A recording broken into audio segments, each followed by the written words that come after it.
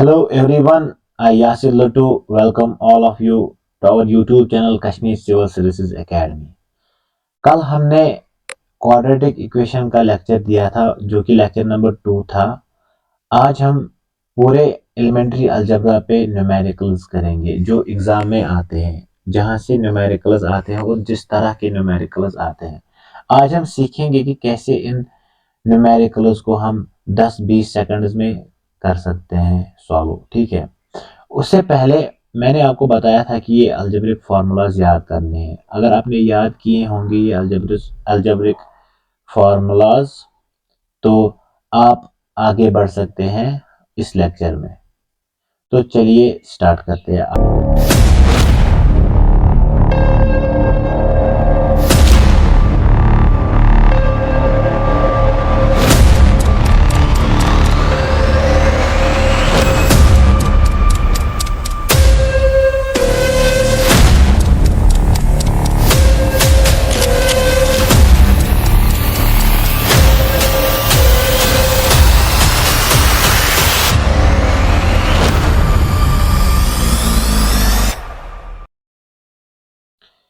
देखिए यहाँ पे जो क्वेश्चन दिया है ना, अगर हम अब न्यूमेरिकल अप्रोच देखेंगे इसका, यहाँ पे जो क्वेश्चन दिया है वो है find the possible value of the roots of the equation. यानी कि मेरे पास एक इक्वेशन है वो है x square minus 10x plus 24। देखिए हम पहले ही देखेंगे कि इसके ऑप्शंस क्या है। देखिए हमें क्या देखना है कि सम, यहाँ पे ये सम है ना, हमें देखना है दो रूट जो है जो 10 बनाएंगे, और यहाँ पे देखने हैं प्रोडक्ट क्या है। 4 और 4 कभी 10 नहीं बनाएंगे, 6 और 4 10 बनाते हैं, 6 और 6 12 बनाते हैं, 7 और 6 बनाते हैं या 13।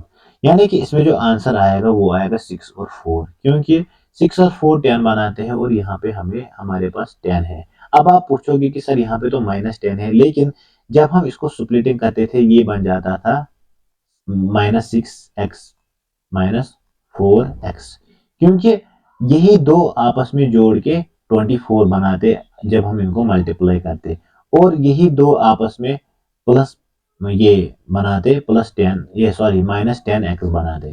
ठीक है, लेकिन जब हम इनको रूट्स निकालते थे ना, हम लिखते थे x -6 x -4 is equal to 0। जब हम इज इक्वल टू 0 लिखते थे हम लिखते थे x is equal to 6 x is equal to 4। Therefore इसके जो रूट्स है वो आएंगे 6,4। पहला क्वेश्चन आपको क्लियर है। तो मुझे समझाने में आपको टाइम लगा है, लेकिन हमने इसको 2 सेकंड में सॉल्व किया। दूसरा क्वेश्चन क्या कहता है, दूसरे से पहले हम देखेंगे चौथा क्वेश्चन क्या कहता है। Find the sum and the product of the roots for the quadratic equation x square plus 10 plus 10x plus 21। बोल रहा है कि सम क्या है और प्रोडक्ट क्या है। जिन्होंने मेरे लेक्चर्स अटेंड किए थे, मैंने वहां पे पढ़ाया था सम बराबर होता है -b/a, और जो प्रोडक्ट होता है वो होता है बराबर c/a। यानी कि -b क्या है इस इक्वेशन में, यानी कि 10 है, यानी कि -10/a, a है 1, ठीक है, कॉमा c क्या है, c है 21 और a क्या है, a फिर से 1 है, यानी कि -10 और 21 जहां पे होगा वो आंसर होगा, यानी कि डी पार्ट इसका आंसर है। क्वेश्चन नंबर 2 क्या बोल रहा है, क्वेश्चन नंबर 2 बोल रहा है कि कौन से वैल्यूज हैं x के जो सेटिस्फाई करेंगे इस इक्वेशन को। इक्वेशन क्या है, इक्वेशन है 1/x - 3 1/x + 5 is equal to 1/6। देखिए पहले तो हम इसको क्रॉस मल्टीप्लाई करेंगे, यानी कि x + 5 माइनस ऑफ x - 3, ठीक है, divided by x + 5 into x - 3 is equal to 1/6। इसको फर्दर सॉल्व करेंगे। ये अगर हम ब्रैकेट खोलेंगे, हम ब्रैकेट खोलते हैं, x + 5 minus x + 3 divided by x square, ठीक है, plus 5x minus 3x minus 15 is equal to 1/6। उसके बाद हम देखेंगे ये x और ये x कैंसिल हो जाता है, यानी कि 8/x² और यहाँ पे आएगा 2x minus 15 is equal to 1/6। इसको अगर फर्दर हम सॉल्व करेंगे वो मिल जाता है 48 is equal to x² plus 2x minus 15। 15 को ये -48 को इधर लाएंगे, ये बन जाता है एक्स स्क्वायर प्लस 2x -63। देखिए यही पे मेरा आंसर निकलेगा, हमें फर्दर सॉल्व करने की जरूरत ही नहीं है। कैसे? देखिए हम देखेंगे, पहला ऑप्शन है 7 -9। यहाँ पे मैंने आपको पहले क्वेश्चन में सिखाया था कि हम इसको नहीं लिख सकते हैं एक्स स्क्वायर, यानी कि 9 7 जा होता है ना 63, नो फैक्टर, हमें फैक्टर करने की जरूरत नहीं है। 9 7 जा 63, यानी कि हम इस मिडिल टर्म को लिख सकते हैं 9x -7x। ठीक है, लेकिन जब मैंने लिखा ना 9x -7x, इसका मतलब ये है कि जो यहाँ पे प्लस है रूट में वो यहाँ पे माइनस आएगा, क्योंकि हम इसको बाद में इज इक्वल टू 0 करते हैं।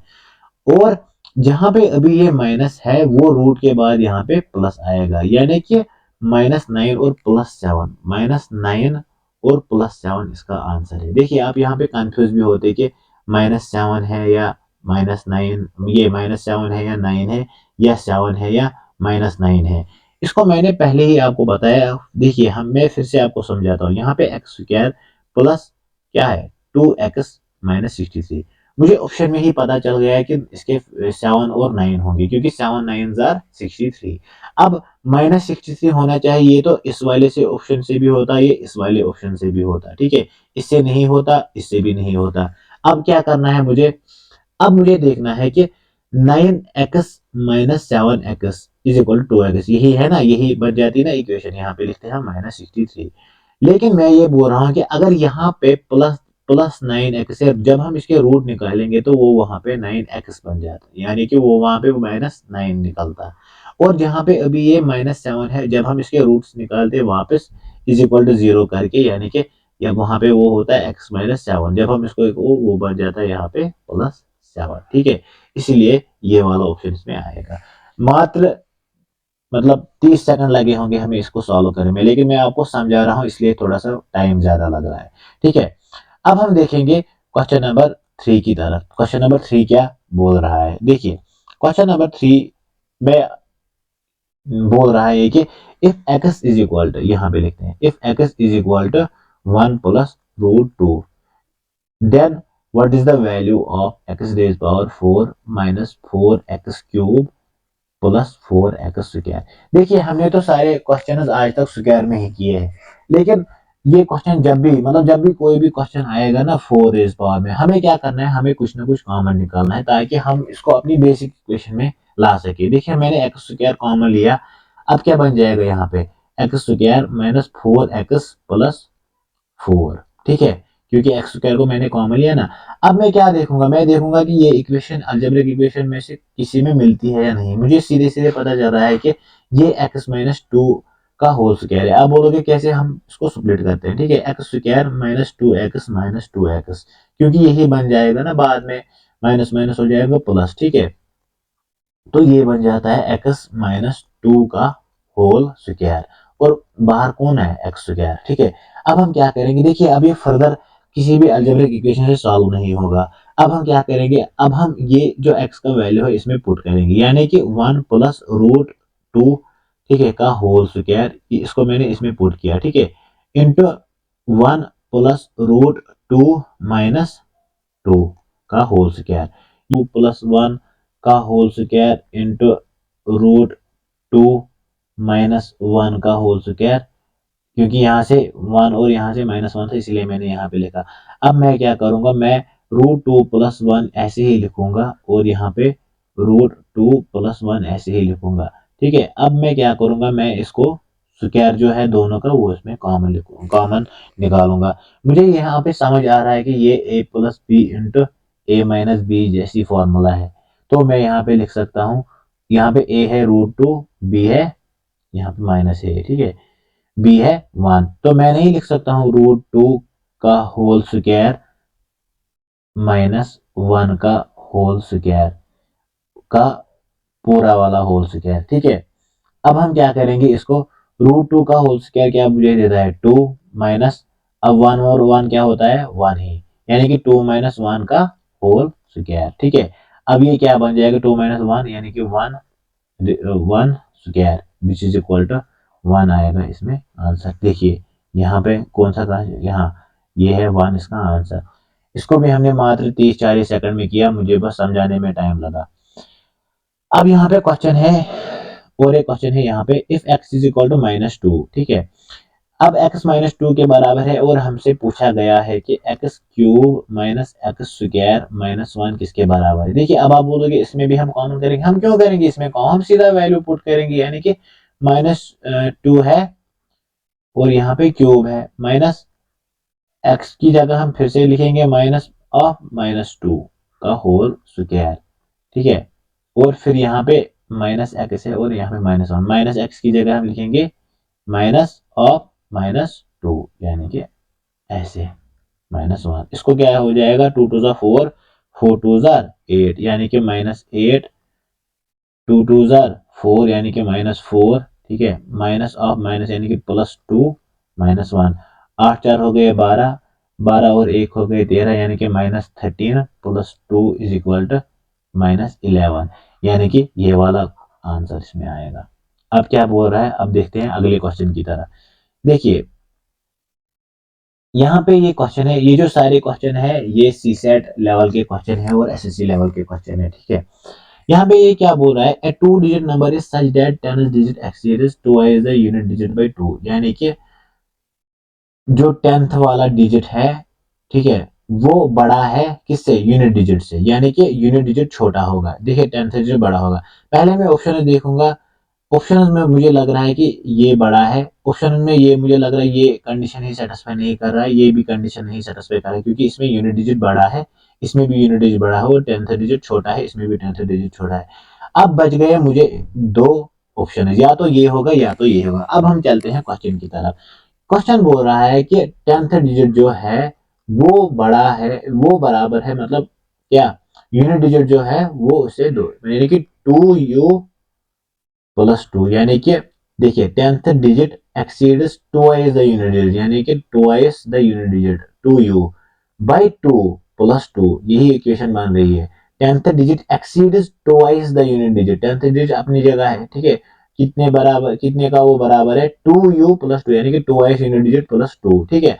अब मैं क्या देखूंगा, मैं देखूंगा ऑप्शन, पहले पहले मैं देखूंगा ये वाला ऑप्शन ए पार्ट 83, यानी कि 8 में लिखूंगा 10th डिजिट की जगह 8 इज इक्वल टू, ठीक है, 2u, 2 इंटू यूनिट डिजिट क्या है 3, 3 +2 is equal to 3 to 6 +2 is equal to 8, यानी कि फिलहाल तो ये सेटिस्फाई हो रहा है, लेकिन इससे आगे भी क्वेश्चन है। आगे क्या है, आगे का क्वेश्चन है कि the number obtained by interchanging the digit is 5, मतलब कि अगर हम डिजिट को इंटरचेंज करेंगे, यानी कि अगर ये 83 था, अब हम इसको इंटरचेंज करेंगे, वो बन जाएगा 38। बोल रहा है कि ये जो 38 बन जाता है, इसको क्या करेंगे हम, is 5 more than 3 times the sum of digit, यानी कि इन दोनों का सम करेंगे 8 + 3, ठीक है। अगर उसको इंटू करेंगे हम 3, यानी कि 3 टाइम्स से बड़ा है +5, यानी कि ये बराबर इस इक्वेशन के बराबर होना चाहिए, यानी कि 8 + 3 यानी कि सम, यानी कि 11 इज इंटू 3, 3 टाइम्स द सम आया, इतनी ये वाली बात समझ आ गई आपको, 3 times the sum of the digits, ठीक है। और क्या बोल रहा है, the digit is 5 more than, यानी कि +5, यानी कि 11 3 33 + 5 इज इक्वल टू 38, यानी कि जो मैंने नंबर लिया था 83 वो करेक्ट है, यानी कि इसमें ए पार्ट आएगा आंसर। एक तो 83 पहली कंडीशन से सेटिस्फाई होगा, दूसरा जब हमने 83 को रेसिप्रोकल किया वो बन गया 38, और फिर उन्होंने बोला था कि इनका सम करोगे तो उसमें अगर इंटू 3 करोगे प्लस करोगे 5, वो 38 ही निकलना चाहिए, वो बराबर ये क्वेश्चन है। और अब इसके बाद कौन सा क्वेश्चन है, पूछ रहा है कि एक जो पर्सन है उसके पास 1 रुपये है और 2 रुपये के कॉइन्स हैं, यानी कि कॉइन्स है 1 रुपये के, ठीक है, और 2 रुपये के कॉइन्स है। If the total number of coins he has is 50, if the total number of coins that he has is 50, ठीक है, इसके पास जितने भी कॉइन्स है वो टोटल 50 है, 50 है, ठीक है, यानी कि उसमें 1 रुपये का भी कॉइन होगा और 2 रुपये का भी कॉइन होगा, and the amount of money with him is 75, यानी कि अगर हम फिर उस अमाउंट को जोड़ेंगे वो बन जाता है 75, ठीक है। अब क्या पूछ रहा है question, then the number of 1 coin and number of ₹2 coin respectively are. देखिए पहले मैं तो देखूंगा कि टोटल 50 बनाने चाहिए। 15 प्लस 35 50, ये भी 50 बनाता है, ये भी 50 बनाता है और ये भी 50 बनाता है। अब मैं क्या देखूंगा कि मैं ऑप्शन पुट करूंगा। देखिए 1 इंटू एक्स, यानी कि मुझे मत पता है इसके पास कितने हैं, 2 इंटू एक्स। मैं पहले 15 देता यहाँ पे, मैं करूंगा काम 1 into 15 is equal to 35 into 2। मुझे पहले ये लग रहा है कि 35 इंटू 2 है, ये 70 यहीं पे बनाता है, तो ये ऑप्शन ही नहीं आएगा। अब ये क्या है, 20 इंटू 2 प्लस 30, ये भी नहीं आएगा। 15 इंटू 2 हो गया 30, और प्लस 35 बनाता है 65, ये भी नहीं आएगा। अब ये वाला ऑप्शन जो है ये करेक्ट होगा। क्यों होगा, क्योंकि बाकी तो एलिमिनेट हो गए। अब हम देखेंगे, चेक करेंगे कि ये करेक्ट है या नहीं। 25 इंटू 1 इज इक्वल टू 25, यानी कि 1 रुपये के कॉइन इसके पास 25 थे। अब 25 इंटू 2 इज इक्वल टू 50, यानी कि 2 रुपए वाले भी 25 थे, हो गए ना 50।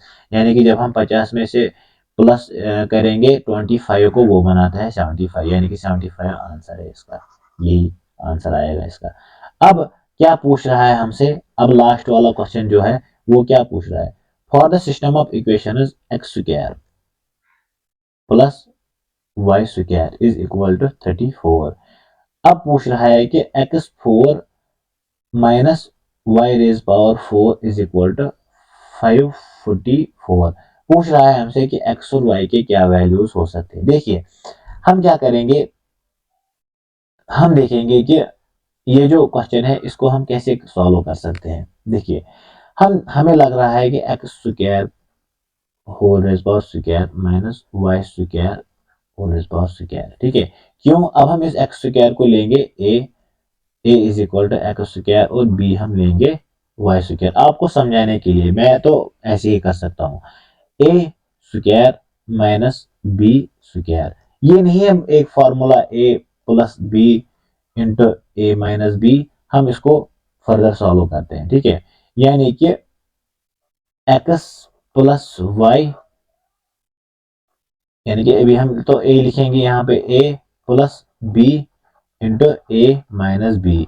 अब मैं वापस ए की जगह एक्स स्क्वायर लिखूंगा और बी की जगह वाई स्क्वायर लिखूंगा, यानी कि एक्स स्क्वायर प्लस बी हो गया वाई स्क्वायर, और x square minus y square. अब हम क्या करेंगे इसमें, हमें पता है कि इसने ऑलरेडी गिवन दिया था अभी x square plus y square is equal to 34, ठीक है। हम लिखेंगे यहाँ पे 34, और हम क्या देखेंगे फिर बाद में कि x square minus y square को हम ऐसे ही रखेंगे, ठीक है। 34 ये किसके बराबर इसने दिया है, ये दिया है इसने 544 के बराबर, ठीक है, 544 के बराबर।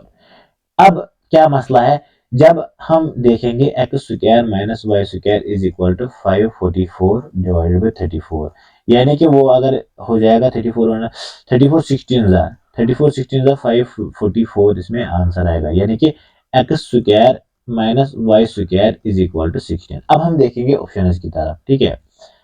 हमें क्या ऑप्शन आया, हमें क्या यहाँ पे आंसर आया, x square minus y, sorry एक मिनट, हमें आया आंसर यहाँ पे x square minus y square is equal to 16। देखिए अब हम इसमें ऑप्शन डालेंगे, पहले डालेंगे 4, 4 4 जा 16 माइनस 3 3 जा 9। ये तो गलत पहले ही है, क्योंकि 4 4 16 पहले ही बना, तो 16 कैसे देगा माइनस करके, ये भी नहीं आएगा।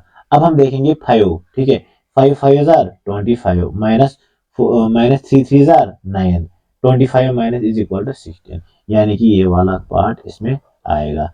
अब आप दूसरे ऑप्शन भी ट्राई कर सकते थे, पहले तो 3 ही आएगा, 3 तो ये तो माइनस देगा, ये भी माइनस देगा, यानी कि ये वाला जो ऑप्शन है आंसर आएगा इसमें। और एक क्वेश्चन था मेरे पास जो मैंने लिखा नहीं है यहाँ पे, वो क्वेश्चन है, देखिए एक क्वेश्चन क्या था, क्वेश्चन था if if p is equal to 999 then find the value of, क्या यहाँ पे ये 3 है, ठीक है, p cube plus 3p square plus 3p plus 1। ये एसएससी में क्वेश्चन पूछा गया था, ठीक है। तो पूछ रहा है कि अगर p इसके बराबर है तो आप बताइए ये किसके बराबर होगा। देखिए p क्यूब मेरे पास आया ना, मुझे पहले ही दिमाग में कनेक्ट होना चाहिए कि ये शायद न शायद ये पी प्लस कुछ का फार्मूला होना चाहिए। जहां पे हमने अभी एल्जेब्रिक फार्मूलाज पढ़े थे, ये मुझे सीधे सीधे लग रहा है कि ये पी प्लस वन का होल क्यूब है। ठीक है, क्योंकि यहाँ पे पी क्यूब है और वन क्यूब, हम नहीं लिख सकते हैं इसको P cube plus one cube plus three P square और यहाँ पे जो वन आता है, ठीक है, प्लस थ्री पी और वन स्क्वायर, वही बन जाता ना ये। अब हम देखेंगे ये क्या पूछ रहा है, यहाँ पे आएगा थ्री और पी प्लस वन का होल क्यूब। ठीक है, अब हम क्या करेंगे, अब हम इसको वापस देंगे वैल्यूज, यानी कि 999 प्लस वन। ठीक है, और ये है क्यूब यहाँ पे, ये क्या बन जाएगा यहाँ पे, ये नहीं बन जाएगा यहाँ पे 1000 और यहाँ पे ये क्यूब, इस जो ये क्यूब रूट है, ये क्यूब रूट और ये क्यूब कैंसिल हो जाएगा और 1000 इसमें आंसर आएगा, यानी कि इसका आंसर है 1000। अब आप देखोगे अगर आपको एल्जेब्रिक इक्वेशन नहीं आते हैं तो ये कितना मुश्किल बन जाता है ये क्वेश्चन। इसीलिए मैं आपको रिकमेंड कर रहा हूँ कि एल्जेब्रिक इक्वेशंस कम से कम इतने पाँच चार, ये जो है यहाँ पे पाँच छः, इतने कम से कम याद कीजिए। चलिए आज के लिए इतना इतना ही। Stay tuned for my next class, next we will start average. और आप देखिए कि ज़्यादा से ज़्यादा क्वेश्चन हमें इसी तरीके से सॉल्व होंगे, या तो क्वाड्रेटिक इक्वेशन से होंगे जो मैंने आपको पढ़ा है, या तो आपको minus B plus minus root of B square minus four A C divide by two A, उस चीज़ से करने, या तो पूछेंगे आपको सम और प्रोडक्ट के बारे में, या तो क्वेश्चन ऐसे होंगे जहाँ पे क्वाड्रेटिक इक्वेशन के साथ साथ आपको अलजेब्रिक फार्मूलाज की ज़रूरत होगी। मैंने आपको सारे टाइप्स के क्वेश्चन सिखाए हैं। पहले ये वाले क्वेश्चन भी दिखाए थे मैंने कि रूट को कैसे हम दिखा सकते हैं, इनका नेचर कैसे होगा अगर अल्फा इसके बराबर होगा। और आज मैंने एक अलग सेशन लिया किस चीज़ का, सिर्फ और सिर्फ न्यूमेरिकल पोर्शन का। होप कि आपको अलजेब्रिक इक्वेशन सारा समझ आया होगा, आपको ये तीनों वीडियो सारे समझ आए होंगे। अब हम चलते हैं एवरेज की तरफ। मेरा नेक्स्ट लेक्चर होगा एवरेज, जहाँ पे हम एवरेज के बहुत ही खूबसूरत ट्रिक्स और टिप्स समझेंगे और मैं आपको बहुत ही अच्छी तरीके से वो समझाऊंगा। और मैं आपसे ये निवेदन करता हूँ कि हमारी चैनल को सब्सक्राइब कीजिए और मेरे वीडियोस को ज़्यादा से ज़्यादा लाइक कीजिए और ज़्यादा से ज़्यादा प्यार दीजिए, इनमें अपने दोस्तों में इनको शेयर कीजिए। Thank you, that's all from my side today. See you in next class.